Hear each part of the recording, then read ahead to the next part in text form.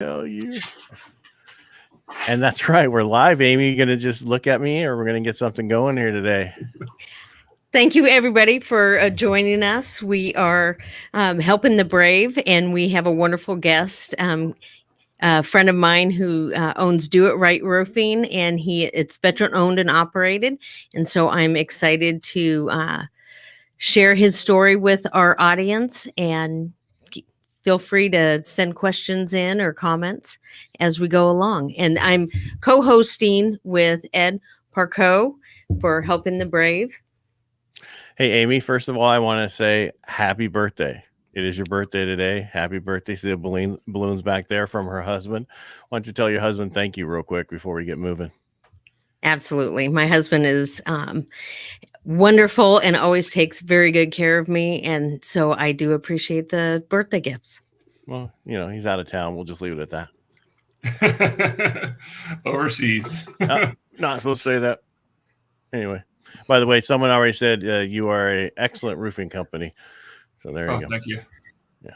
Oh, yeah. Kavehi. We love her. She's wonderful. My name's Garrett Willey. I own Do It Right Roofing. We're all veterans here, and I guess it's the emphasis of this show. And I really like what you guys are doing. And I really appreciate you having me on the show.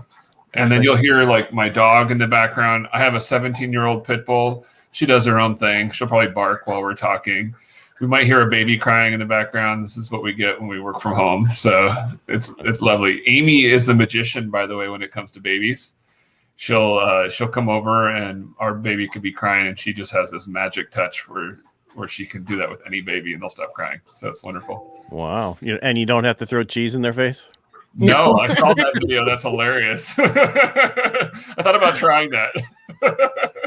Yeah, just don't videotape it because someday someone's going to come out and say that's child abuse. Oh, I'm so messed up because you threw that cheese in my face when I was a baby. Plenty of things. Yeah.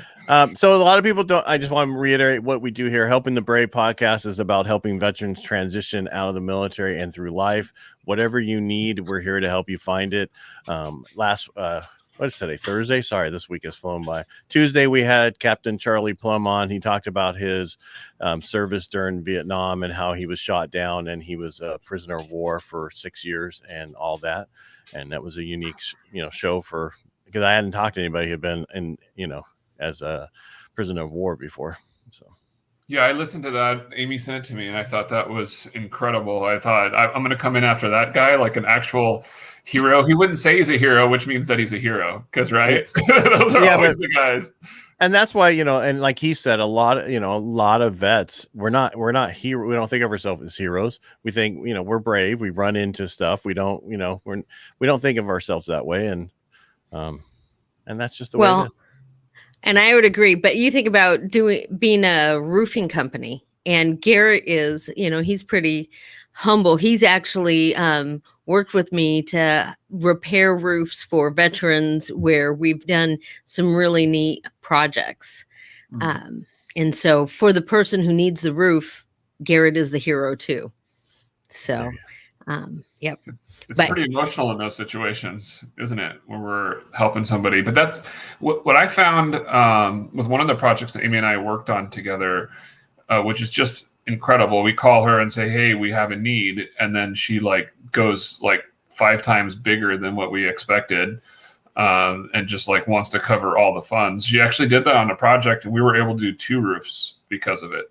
Because we weren't trying to make money on it. We got a manufacturer to donate the materials on both projects. And all I had to pay for was dump fees and labor and a few other incidentals and stuff. So with Amy's help, we were able to help 2 different people with that. And it was really cool. But that one that we did together, a big impact for me was noticing that it was just as important for all the people that were volunteering. There was a ton of veterans there. You brought that Fulbert colonel that was out there, whatever. He pretty much came in. You had no idea. He's like, how can I serve? What do you need me to do? And I didn't do a lot of building that day because I did the colonel job.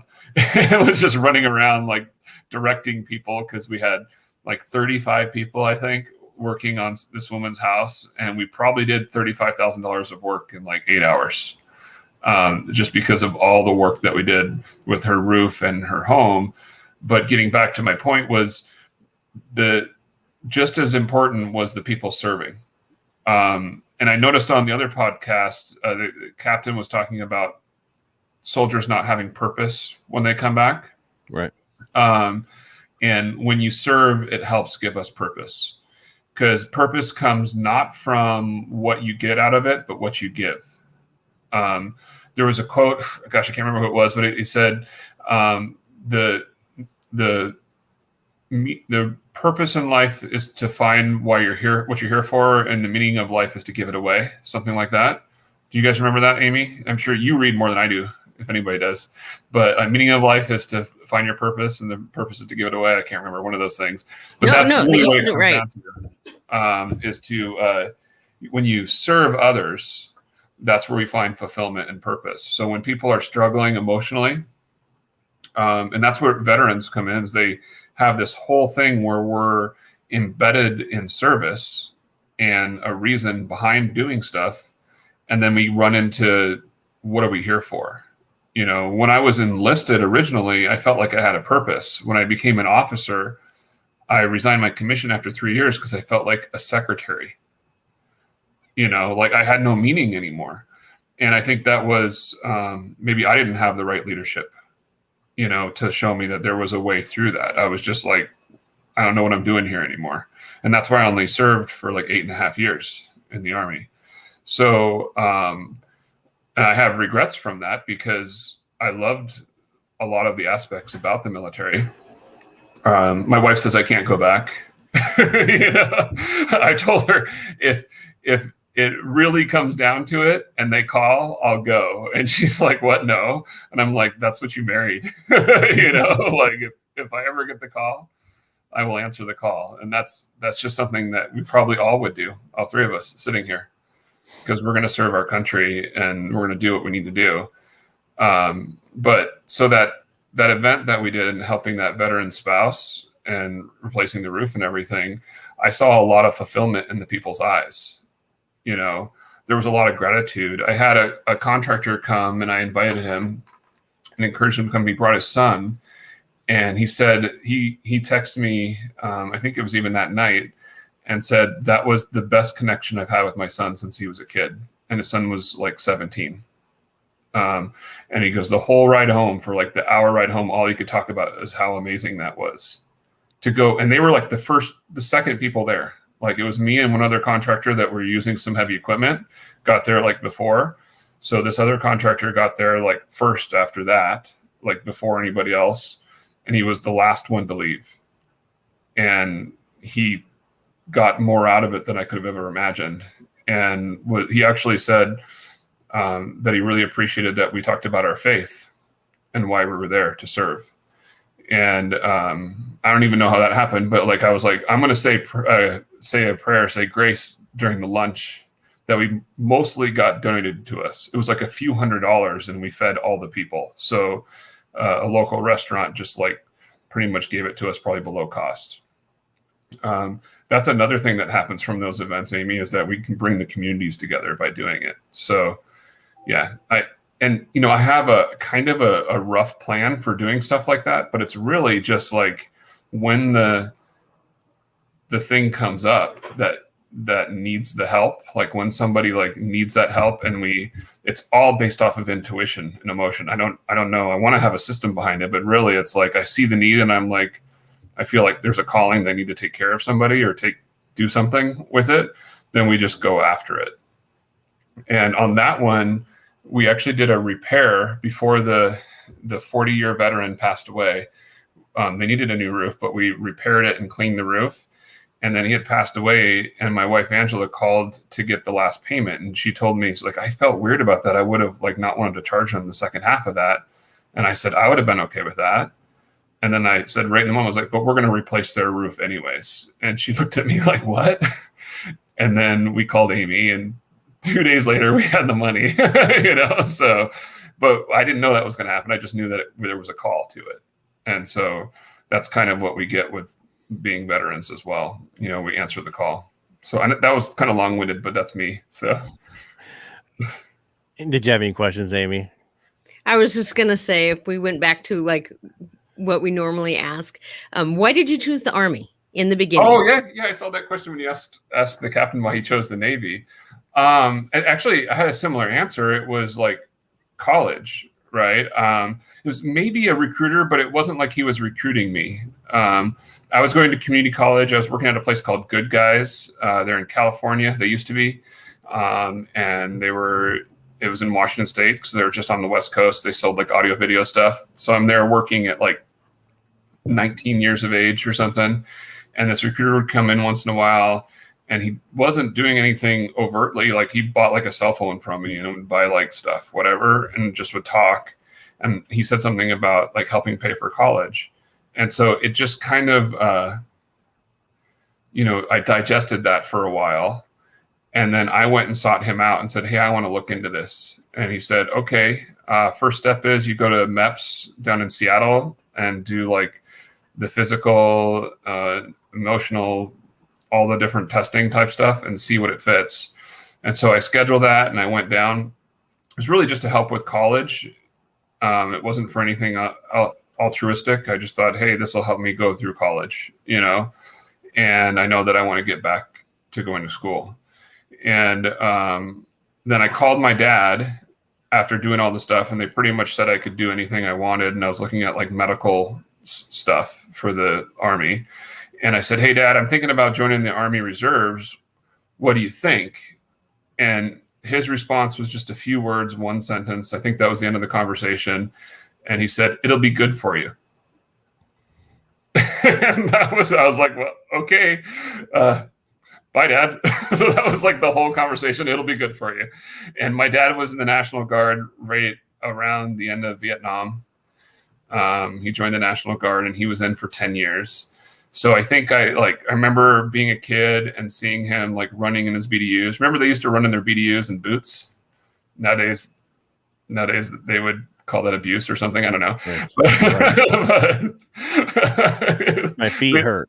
Yeah, I don't know. It's ridiculous. But in fact, when I went to basic training, my dad asked me, what do you need tennis shoes for? Like, why are you taking tennis shoes? And I was like, to run with. What are you talking about? And that was in 98. And I think that's about the time you got out, right, Ed? Yeah, I was out earlier than that, actually. 92.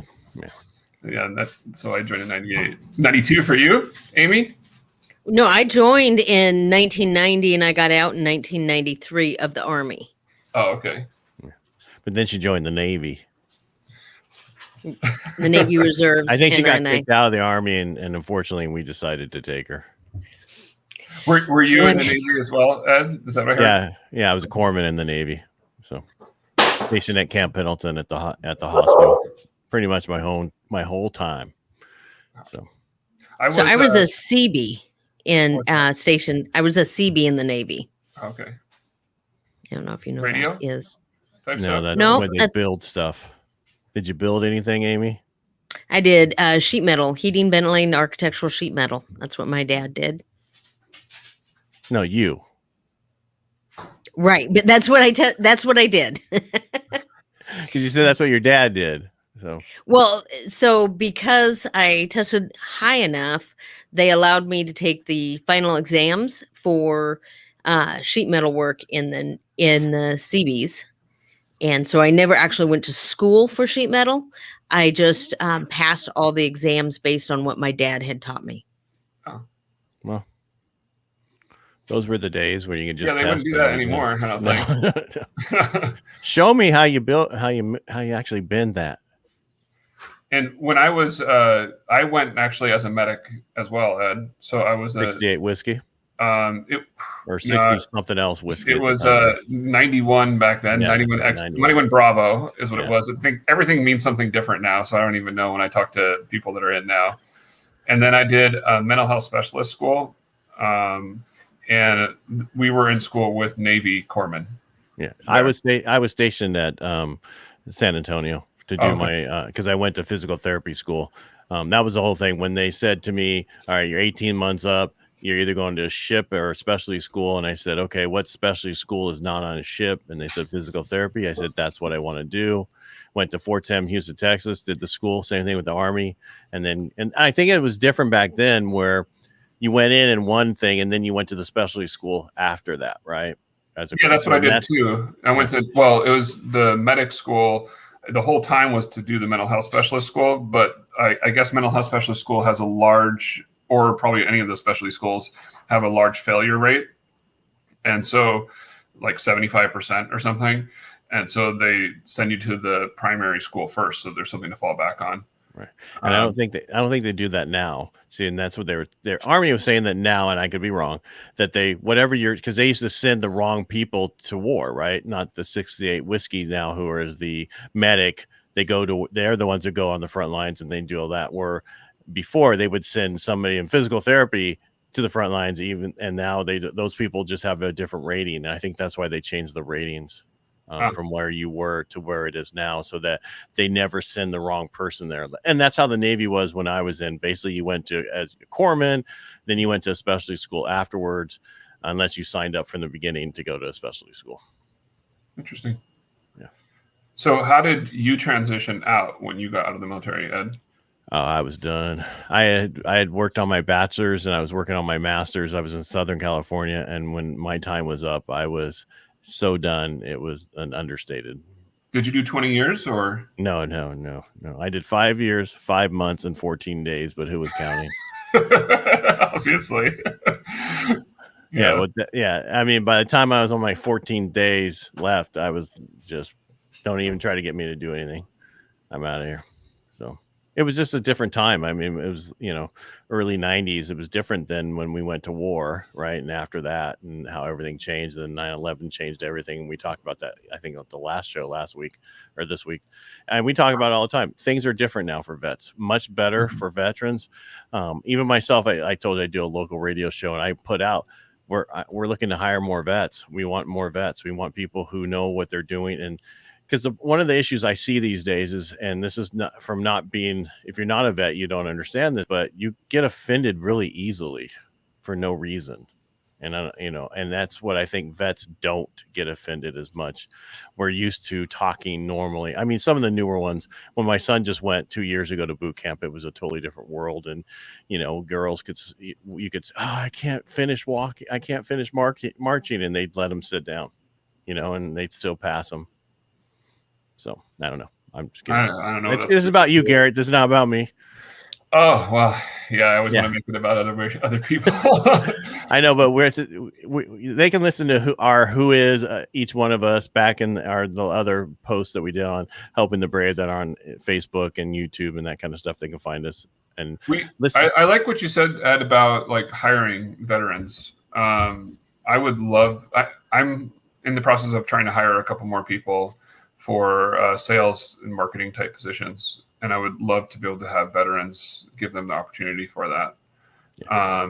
So, if someone wants to reach out to us, I have other content and videos that we could share with you, and then you can see if you're a good fit for us. That would be a complete win today if someone reached out to us for that. And both positions can have pretty good pay.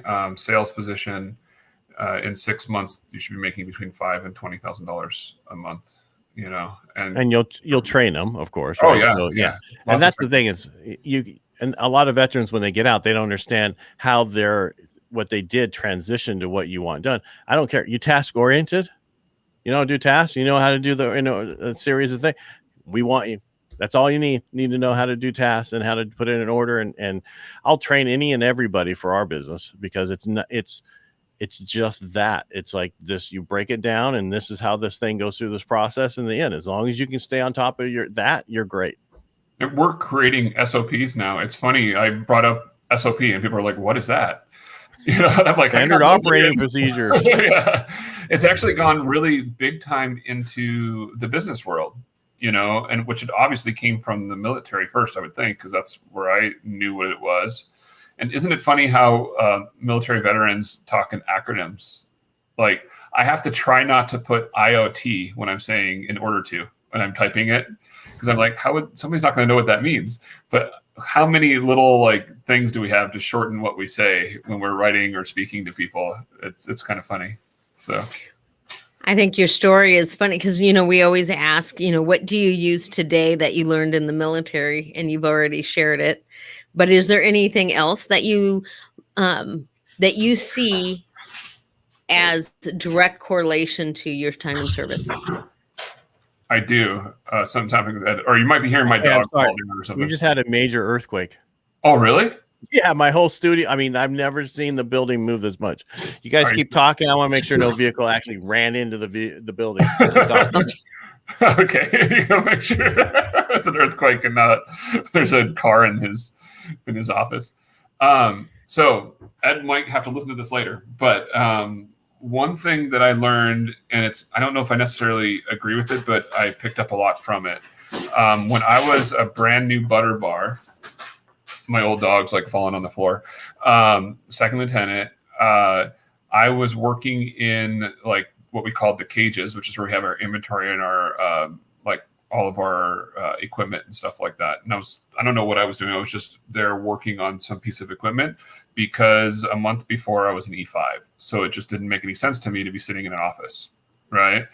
And my commander at the time was a full board colonel, and he came in to ask one of the NCOICs something into that area, and asked him the question, and then said, "Lieutenant Willey, when you're finished with what you're working on, come see me in my office." And I was like, "Yes, sir." So, like 20 minutes later, or whatever it was, I went into his office and he just locked me up, just started chewing me out. And so I'm like standing there at attention, getting chewed out, second lieutenant, full bird colonel. And he said, "Officers don't do, they mentor, guide, and teach." I knew what the words meant, but I didn't really know what that meant at the time. What stuck with me is that's how I want to run my business: mentor, guide, and teach. On the flip side, I think there's something to be said about being there and working with those that you're the leader of. In my core values, part of leadership comes from a place of being a servant first, not from a place of authority, to make others feel safe and cared for. And which is probably a little bit opposite of what he was saying. He was coming from a place of authority. You're the officer, you're going to guide them, you're going to tell them what to do, blah, blah, blah. But beneath that, mentoring is actually helping others to grow. Guiding is leading them in a direction that is best for them and for the mission as a whole. And then get out. and then teaching them is exactly what my gifts are and what I'm supposed to do with my life, right? To teach and mentor individuals to make an impact in their lives and those they influence. So even though what he spoke to me didn't make sense at the time, I know, what if I'd have been a little more mature, not mid-20s, butter bar, I would have said, "Sir, I appreciate that, but I don't really know what that means. Can you show me what it means to mentor someone, to guide someone, to teach someone?" And of course, it's been 24 years since that happened, and or maybe not quite that much, but over 20, and I'm figuring out what that means with leading a company. And I feel like I'm leading it in that manner, but also still being on the ground. I'm completely happy to jump in and help guys wherever it need be. When I go to a job site, I walk around and pick up garbage and debris. Because that's how I learned leadership from my dad. My dad did Christian school education for 30 years. And I remember seeing him walking around, like if I was at one of his schools, he'd walk around, he'd pick up garbage, he would do whatever needed to be done. Because that version of leadership was coming from a place of service, not just authority. At home, it was a different story because it was authority, and it was like when my dad would say jump, it wouldn't be how high, you better just guess and guess right, So I grew up with my dad kind of like being the sergeant type thing. But when I saw him at the schools, it was that other side of it, was really servanthood.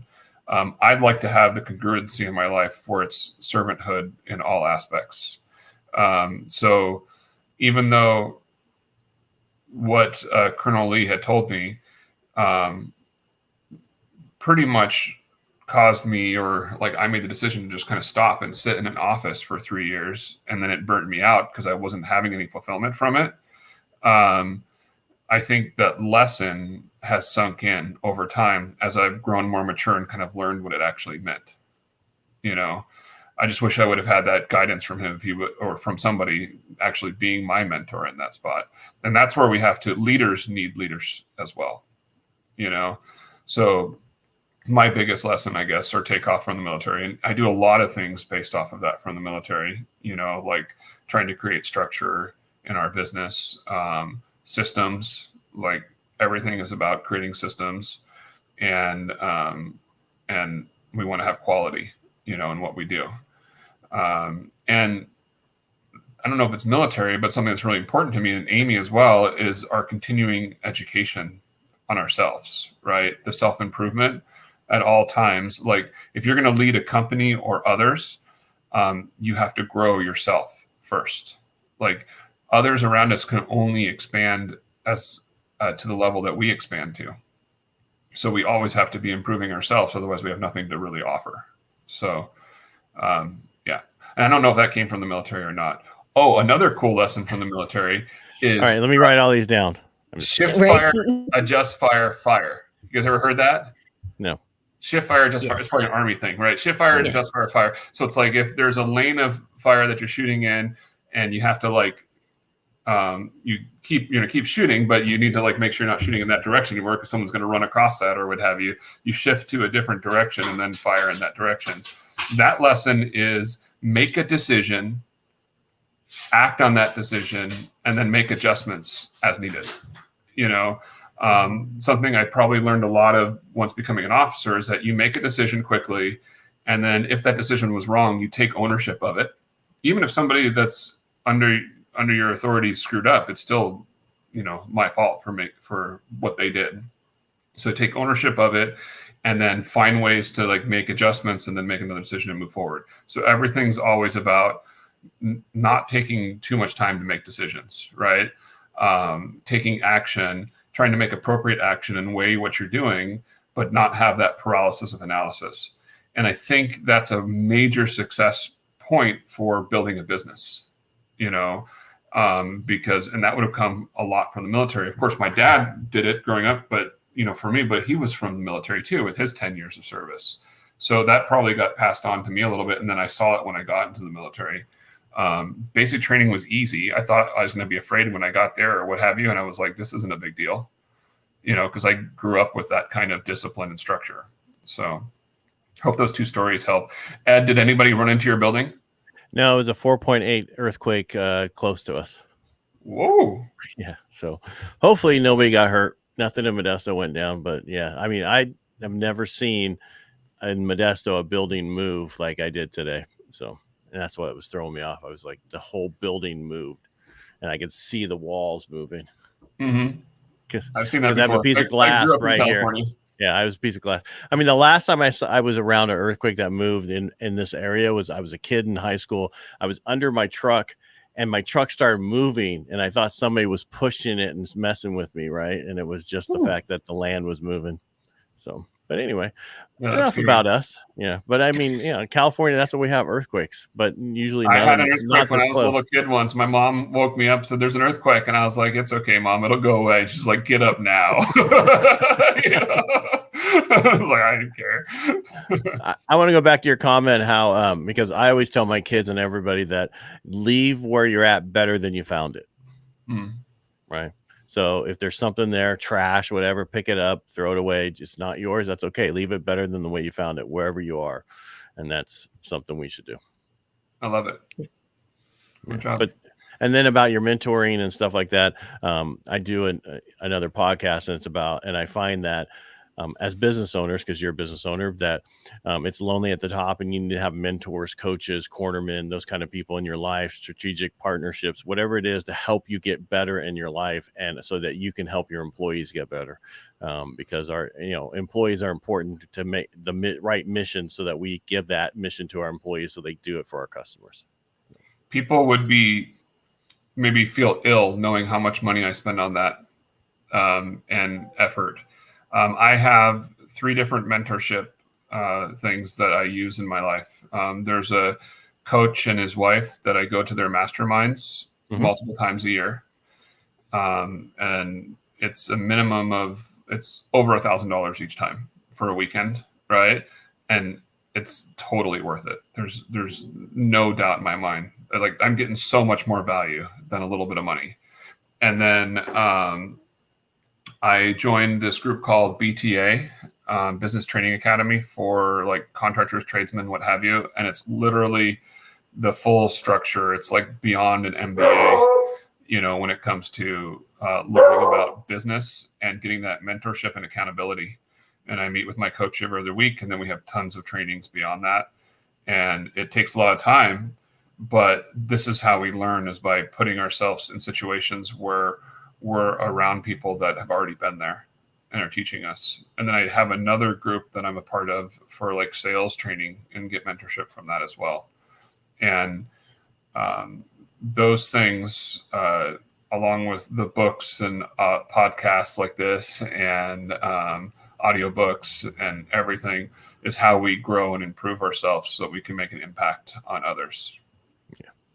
I mean, the biggest thing that people are the soft things, you know, that people don't talk to each other anymore. They text, and those soft skills they don't have anymore that we have to teach them again. When I grew up in this and in my industry, we were talking on the phone. That's how we talk to people, right? You didn't, or you had them come into your office, but we spoke so much on the phone that I think that's what helps me with my radio and on here to do this, because I was on the phone for, 18 years. That's how I did my business. And people today would rather text for a week than to pick up the phone for 2 minutes and answer a statement. Yeah. It is. Right? It is so frustrating, because I think the art of communication, though, I think it's coming back. I really hope it is, because I feel like it's text and emails can be so misinterpreted, or you know, just you don't know what the tone is. And so I do, like, if for me, if I can't figure out, if it's not like one sentence, I would rather call a person. But I know that's age specific. Our age, because we're all similar ages, even though we're not the same age, we can call. It's so much easier. Yeah. But if it's a younger person, I know that their platform is text. And so I always ask, may I call you?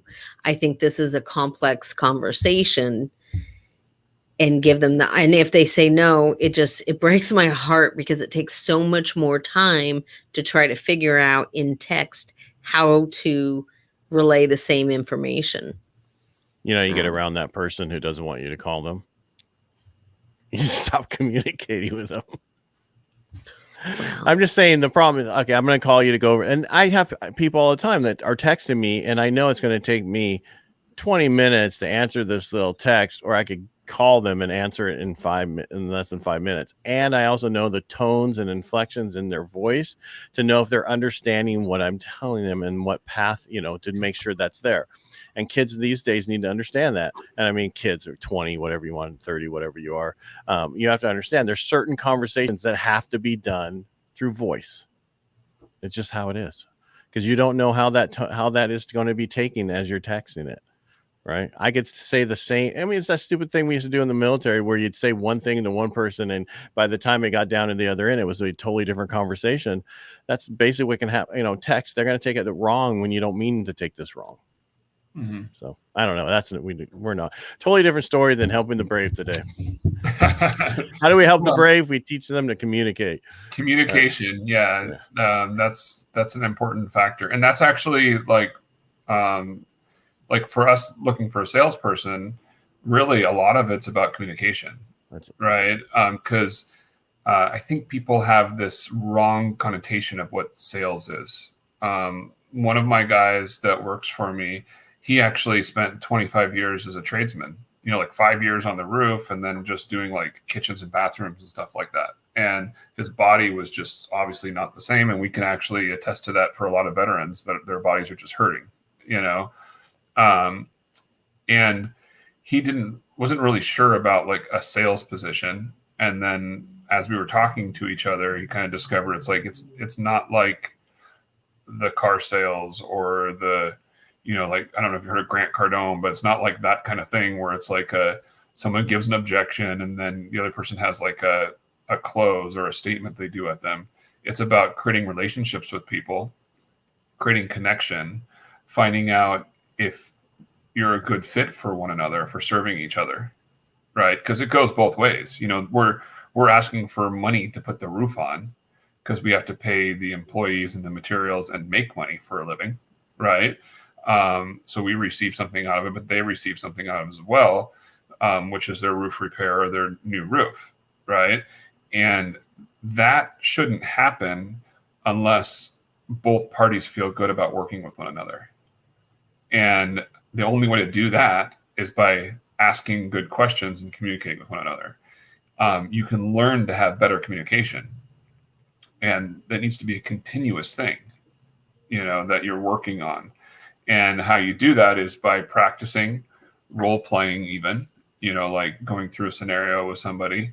And that's why like a sales position isn't necessarily great for everyone, because if the person just wants to do text messaging, like we were just talking about, or just wants to, doesn't want to actually get in front of people, isn't willing to go outside their comfort zone, then they're not going to be the right fit. But if someone was like a drill sergeant, has no problem getting in someone's face and saying, this is what it is okay with their own self, confident in who they are.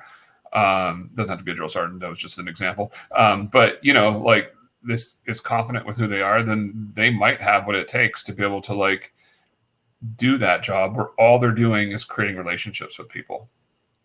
And so someone could do that. I could teach them the other stuff. I could teach them about roofs. I could teach them how to do the paperwork, and some of it might take time, right? But I'm still learning, we're always going to be learning and growing and changing and adapting. Like this business that I'm in right now after 11 years will not look the same a year from now, meaning like how we do things.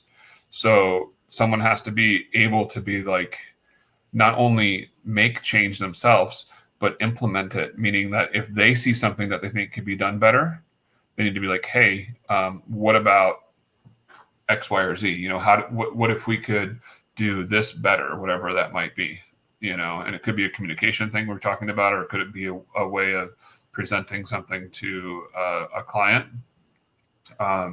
And that's the way businesses that are successful and really care about people, that have like an infinite mindset, someone who's trying to build something for generations and not just to make a paycheck, and then like what we've done, Amy, our work together, we want to work with people that have a similar heart, that they want to help and serve other people, that have values that resonate with ours, and that's not just for like looking for an employee. That's also, we would prefer to have that with our customers as well, so which means that not everyone's a good fit for being a customer of ours, just like we aren't a good fit for them. So anyways, I don't know if that was a question that was answered or asked, but I just kind of felt that there. I was like, Yeah. And I think sales is really about education. You're educating every side to understand what you're trying to do. But it's so important. And the communication that we all know, we learn communication in the military because we can't communicate well if we're not going to do our mission, right? So we get out. So veterans have that part to understand how to communicate. And I think that's why it's important to hire them as employees, because they have certain skills that you can now mold into other skills that you need. For me, when I started in this industry, I actually started in sales, and I learned all the feel, felt, founds, what I'm talking about. I know how you feel. I felt the same way. This is what I found out. I listened to Zig Ziglar. I did all the sales stuff. And and it was different back then. It was getting over objections where we don't really have those same things now. It's about education, and this is what I can do for you. And on my business, it's about, I tell people it's about building personal wealth through home ownership. And how do we get you to that spot? It's not about how much I can make off you. That's not about the money. I mean, the money, if you serve, the money will come. Exactly. Yeah. And that's how, because you can't get into anything and think about that. But one of my favorite quotes from Zig Ziglar is, if you treat your significant other like a racehorse, you'll never have a nag. Most people go, huh? What's a nag?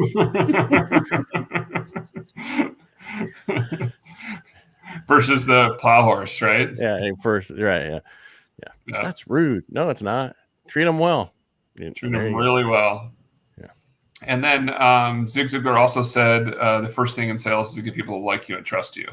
Yeah. Right. And people want to work with people they like and trust. Yeah, that's what people want to work with. And that's what I want to work with as well. Right. So now you don't have to agree with people on every single facet. It's not like you have to have we go to the same church and we have all the same political views and blah, blah, blah. That's not really possible, right? And I think there's a lot of division in our culture today. And, Amy and I don't agree on everything.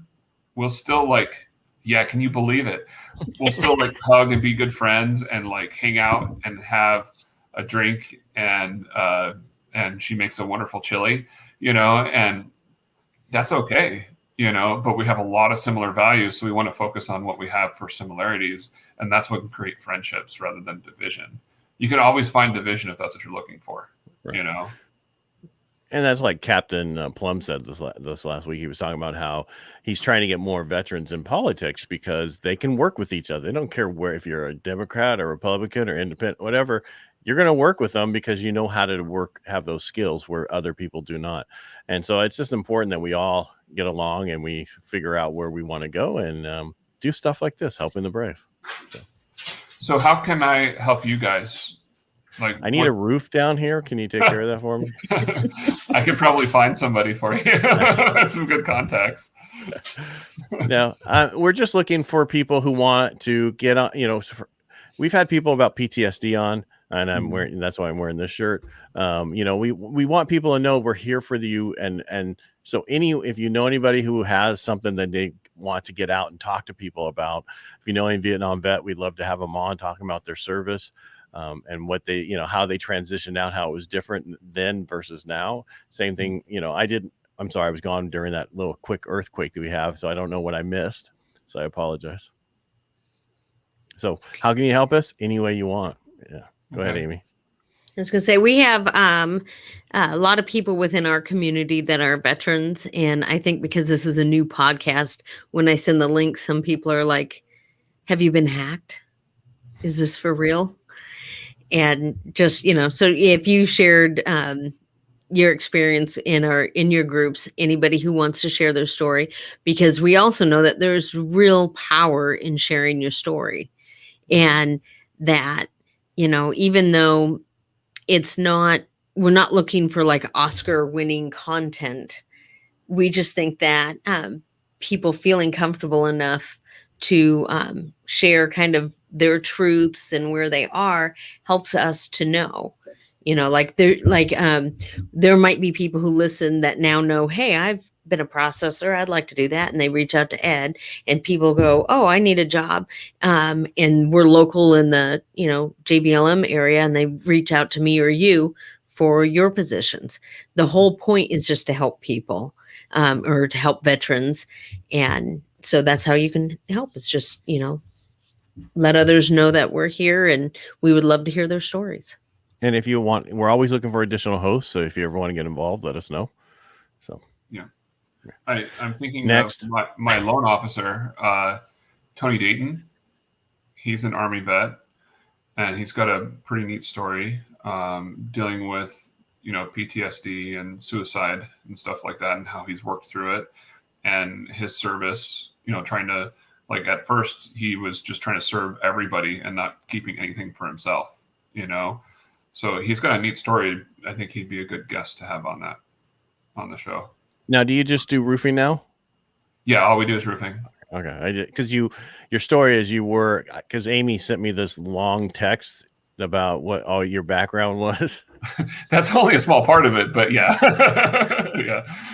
Yeah. We So, started as general contractors, my dad and I, and were you in the lending industry too?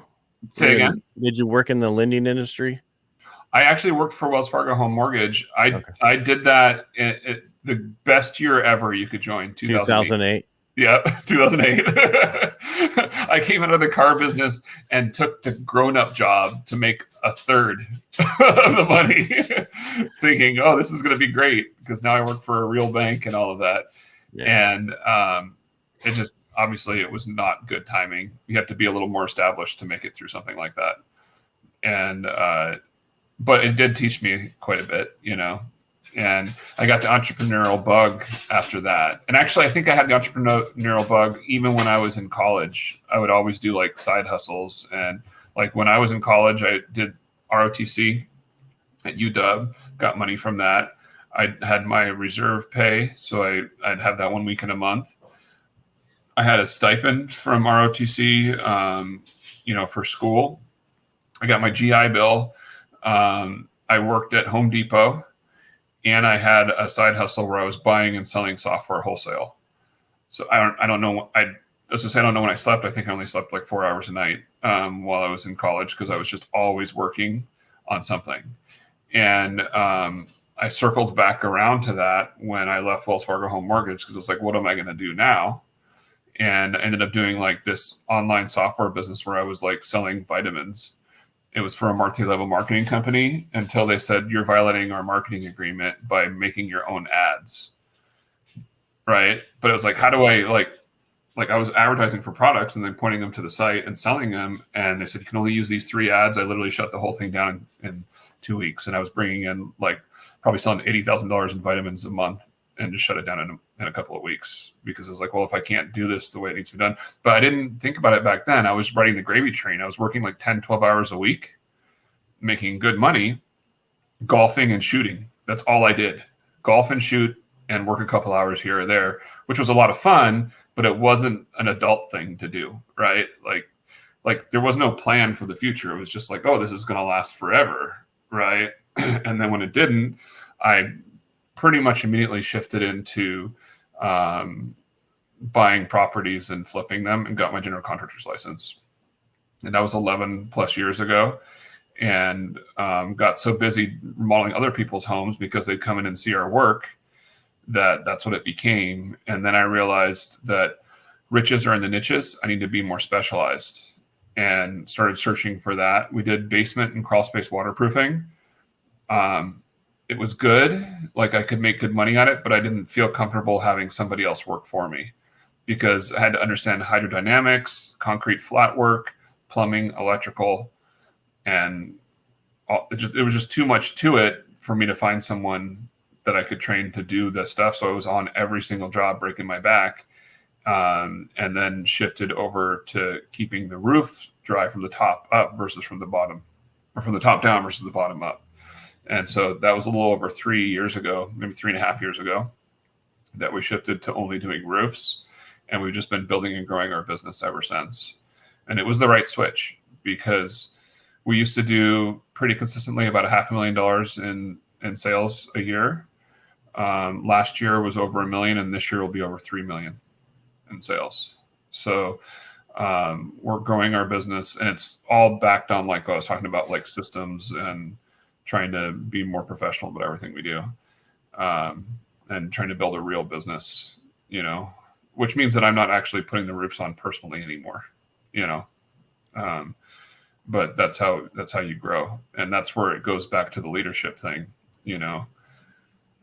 at some point you have to do everything, but at other points you have to like make sure you can help lead and guide people to do those different steps. So, and there you go. There we go. Yeah. Mic drop. Hey, all right. You've given a lot of information today. I think so. People also learned there was an earthquake in Modesto. Yeah, crazy. The only thing I can remember about Modesto was when I was a kid, I was like maybe in high school, and I don't know why I was there. I was with some people, and somehow was in this like kind of not so good apartment complex, and some guy was walking up through the second floor without a shirt on and had like a holster thing with a big old handgun there, and I was sitting there at like 15 going, holy crap, where am I and why am I here? So that's probably not the part of Modesto you live in, but that's what I think of every time you've said Modesto. Yeah, well, that's, every city has a apartment complex like that. Every city in California. Every city, everywhere. Yeah, probably. Yes. Yeah. It's everywhere. It's not just California. And I hear Oregon has a lot more of them now. So yeah, we got some up here too, for sure. All right, Garrett, thank you for coming on the show today. We really appreciate you telling your story. Amy, thanks for inviting him. And I'm going to let you say goodbye for us today. Yes, I'd like to also thank everybody for tuning in. If you're watching us on YouTube, definitely hit the subscribe button. And thank you, Garrett, for your time today. And even though it was a little last minute entry, that we got everything squared away. So thank you. Thanks for having me. I appreciate it. Thank you so much.